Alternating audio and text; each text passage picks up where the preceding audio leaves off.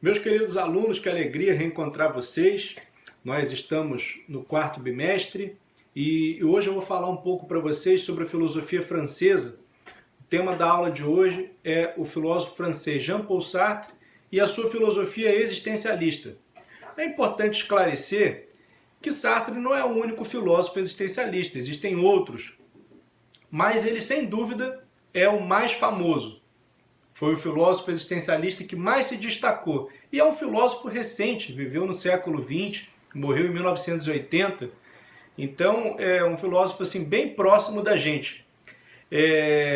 Eu vou falar um pouquinho assim, dos pontos específicos da filosofia de Sartre, mas vou ficar alternando também com princípios gerais do existencialismo, para vocês entenderem quais são as bases conceituais e filosóficas dessa corrente de pensamento que foi tão marcante no século XX.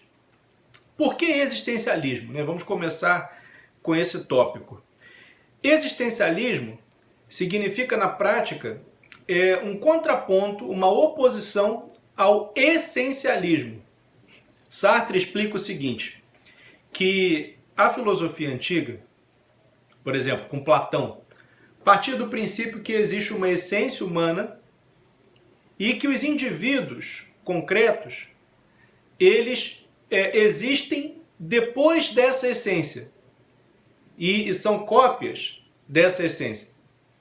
Quando a gente chega na filosofia cristã, existe essa mesma ideia essencialista, de que a essência existe antes da existência individual. Por quê? Porque Deus é o nosso autor. Então, a filosofia medieval, por exemplo, ela tem a ideia de que Deus é o autor do homem, e se Deus cria o homem segundo um modelo, segundo um projeto. O homem é um projeto de Deus, então ele já nasce com uma essência pré-determinada. Quando ele nasce, ele precisa cumprir os mandamentos, ele precisa obedecer a um padrão de conduta. Então existe uma natureza humana, existe um programa, um plano divino ao qual o indivíduo tem que se adequar. Então, também na filosofia medieval, a essência precede a existência. E Sartre critica a filosofia do século XVIII, do século XIX, porque a partir dos iluministas foi retirada a ideia de Deus, mas se manteve a ideia de uma natureza humana. E o Sartre diz o seguinte: se Deus desaparece, desaparece também qualquer possibilidade de encontrar um bem a priori, de encontrar valores num céu inteligível. Não está escrito em lugar nenhum o que nós devemos fazer, o que é certo, o que é errado. Não há nenhuma consciência infinita para poder pensar esses padrões, para poder pensar esses imperativos que pesam sobre a vida humana. Então a gente tem que reconhecer o seguinte: o homem não tem uma natureza. Primeiro o homem existe e depois ele se define. E cada homem se define individualmente. Não existe natureza humana anterior à liberdade individual. É isso que o Sartre vem dizer. Então, toda a filosofia antiga e medieval, e mesmo a filosofia moderna, concebia o homem como uma essência, antes de tudo, e a existência individual viria depois dessa essência. Mas Sartre inverte a ordem. Ele diz que primeiro nós existimos. Existencialismo. A primazia da existência. Primeiro nós existimos e depois nós definimos o que nós vamos ser. Depois nós definimos a nossa essência. E aí ele chega à conclusão de que o ser humano é condenado à liberdade. O ser humano é radicalmente livre. E ele não tem a opção de não ser livre. Ele é condenado no sentido de que ele não escolheu nascer. Nenhum de nós escolheu nascer. Nós nascemos por um acaso. Mas ele é livre no sentido de que o acaso se define justamente pela ausência de um programa, pela ausência de uma ordem pré-existente.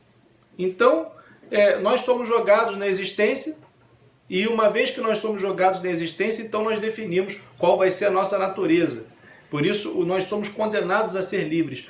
A liberdade é inescapável.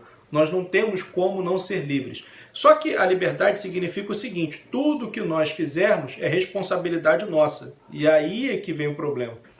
Porque se é responsabilidade nossa, então eu preciso assumir essa responsabilidade.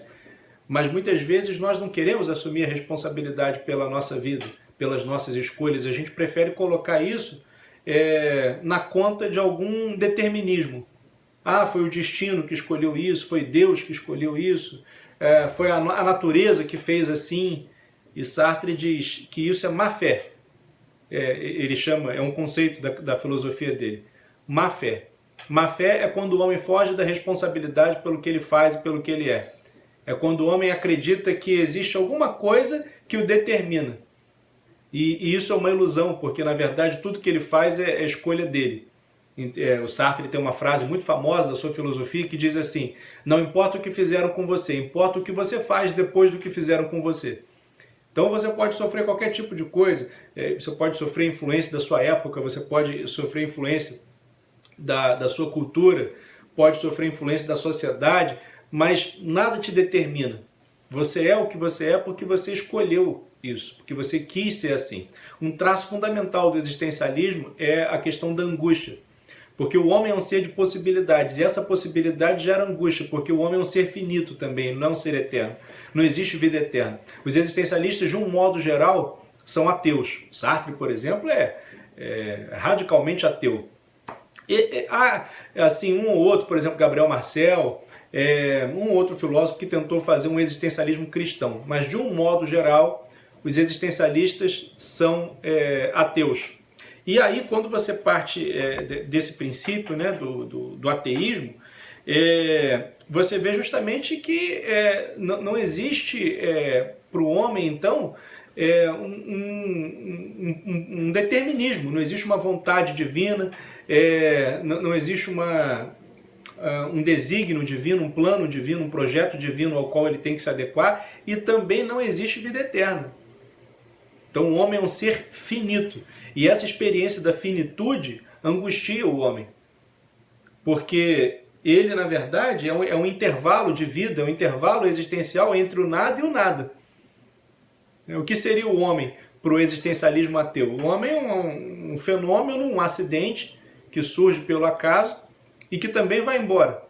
Não existe vida eterna. Então, você contempla inúmeras possibilidades, mas você não pode realizar todas essas possibilidades. Você precisa escolher. E a incerteza sobre qual seria a melhor escolha é isso que gera angústia. Então, o fato de reconhecer o homem como um ser de possibilidades leva também ao reconhecimento do homem como um ser fundamentalmente angustiado. Você nunca vai ver, por exemplo, uma vaca com crise existencial. Uma vaca pensando assim: será que eu fui uma vaca autêntica na minha vida?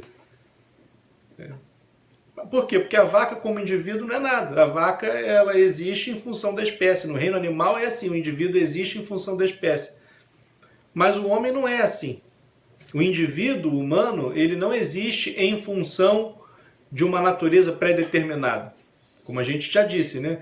A existência precede a essência. Então a natureza é aquilo que ele vai determinar, é aquilo que ele vai escolher. A essência dele é algo que vai ser escolhido por ele, não é algo que se impõe sobre ele. Se você pega assim, por exemplo, as vacas, qual é a diferença de comportamento, qual é a diferença de personalidade, qual é a diferença de consciência que existe entre elas?